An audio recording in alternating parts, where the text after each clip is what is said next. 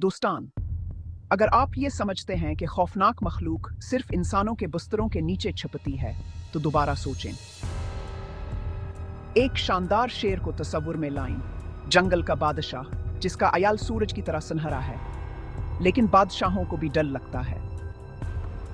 जैसे ही रात ढलती है, शेर अपने बिस्तर के नीचे एक सरगोशी सुनता है, साया की तरह नरम।